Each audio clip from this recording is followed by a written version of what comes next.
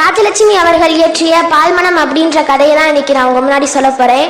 சிறுகதைகள், புதினங்கள், குறும்புதினங்கள், தொலைக்காட்சி நாடகங்கள் நிறைய எழுதியிருக்காங்க. இவங்க எழுதின மீதம் இருக்கும் சொற்கள் அப்படின்ற நூல்ல இருந்து தான் இந்த கதை எடுத்திருக்காங்க. இப்ப கதைக்குள்ள போகலாம். ஒரு அழகான குடும்பம். அந்த குடும்பத்தில் இருக்கிற மூத்தவருக்கு ஒரு அழகான பெண் குழந்தை பிறக்குது. அந்த குழந்தையோட பேரு கிருஷ்ணா. அந்த குடும்பத்தில் இருக்கிற எல்லாரும் அந்த குழந்தைய கடவுளோட கருணை வடிவமா ஏத்துக்கிறாங்க. சில மாதங்கள் கிடக்குது. கிருஷ்ணா கொஞ்சம் வளர்ந்துடுறா. கிருஷ்ணாவும் அவளோட சித்தப்பாவும் காந்தி மண்டபத்துக்கு போறாங்க. வழியில ஒருத்தர் கைவண்டி இழுக்க முடியாம இழுத்துட்டு வராரு.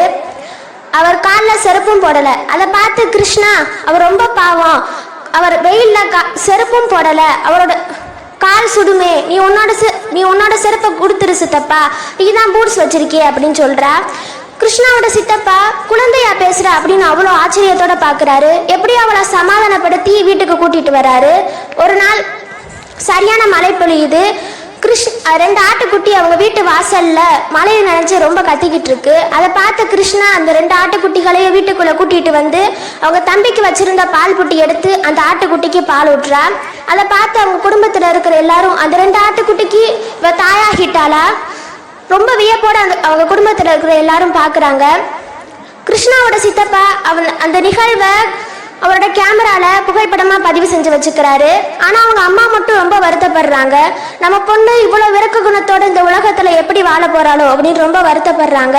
5 வருடங்கள் கிடக்குது. கிருஷ்ணாவோட சித்தப்பா பள்ளி படிப்பை முடிச்சுட்டு ஒரு நல்ல உத்தியோகத்துல இருக்காரு. அவரோட முதல் மாச சம்பளத்தை அவங்க அண்ணன் கிட்ட கொடுத்து வாழ்த்து வாங்கணும் அப்படின்னு திருச்சிக்கு வர்றாரு. அவருக்கு முதல் ஞாபகம் வந்தது குழந்தை கிருஷ்ணா தான். அவரோட டைரியில பத்திரப்படுத்தி வச்சிருந்த கிருஷ்ணா ஆட்டுக்குட்டிக்கு பால் ஊற்ற அந்த புகைப்படத்தை எடுத்து பார்க்கிறாரு. அந்த நிகழ்வு அவருக்கு நேத்து நடந்தது மாதிரி தோணுது. அவர் ஊருக்கு வர்றாரு. மறுநாள் கிருஷ்ணாவோட சிரிப்பு சத்தம் தெரு முழுக்க கேட்குது. என்னன்னு போய் எட்டி பார்க்குறாரு. ஒரு ஆட்டுக்குட்டி கல்லடிப்பட்டு நொண்டி நொண்டி நடந்து போகுது. அதை பார்த்து கிருஷ்ணா கைத்தட்டி சிரிச்சுக்கிட்டு இருக்கா. கிருஷ்ணா, இப்படியா பண்றது, அந்த ஆட்டுக்குட்டி பாரு எப்படி நொண்டுதுன்னு, இப்படியா கல்லெடுத்து எறிவ, சின்ன வயசுல எவ்வளவு விரக்க குணத்தோட இருப்ப, வளர வளர எல்லாம் போயிருச்சா அப்படின்னு அதற்றாரு. வாசல்ல சாலை வேலை செய்யற ஒருத்தர் கிருஷ்ணா கிட்ட குடிக்க தண்ணி கேட்கிறாரு. நீங்க தினமும் என் கிட்ட வந்துதான் தண்ணி கேட்கிறீங்க, போ, இன்னைக்கு நான் உங்களுக்கு தரமாட்டேன் அப்படின்னு அவரை விரட்டுறா.